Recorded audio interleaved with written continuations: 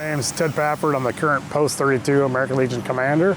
Today we're actually finally getting to where we can paint the tank. A couple days ago we cleaned it, so now it's time to paint it. Part of receiving the tank is we have to make sure that we keep it up every year. So this is part of that process and getting enough volunteers together, and we really wanted to have it painted before Papillion days. Yeah, we originally got the tank from Burwell, Nebraska, and it had been sitting there for many, many years. So once we were to bring it in and set it here last November, it had quite a few years of grime and grit on it. So it was helpful to bring in the Papillion Fire Department to help us get an initial blast of some of them tracks and flush out some of the years of grime in the tank. And so we knew we had to get that done for previous to today, so we can give it time to dry and get it painted up and make it look good again. The volunteers are American Legion members.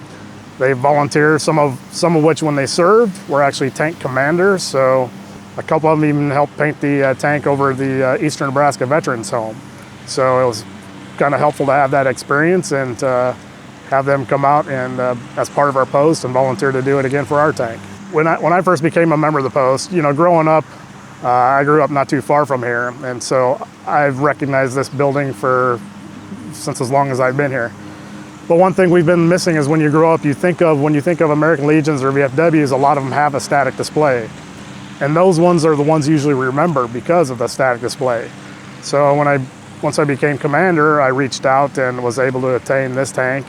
And that was kind of my drive. So with the American Legion, people in the community understand that the American Legion is a veteran service organization.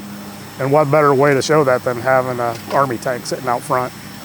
It's an important symbol, for one, not just for the veterans and kind of paying homage to them and those that serve, but also we live in such a community that's just full of veterans. It's really nice to have that symbol and that iconic symbol of our organization right down here in City Park.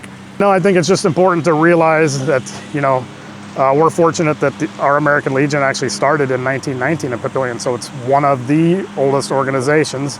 But it's important for those organizations, as we're nonprofits, we are the veteran service organizations, and we have veteran members and veteran volunteers. So it's important for us to pay it forward for future generations as long as this post is here and keep making these improvements.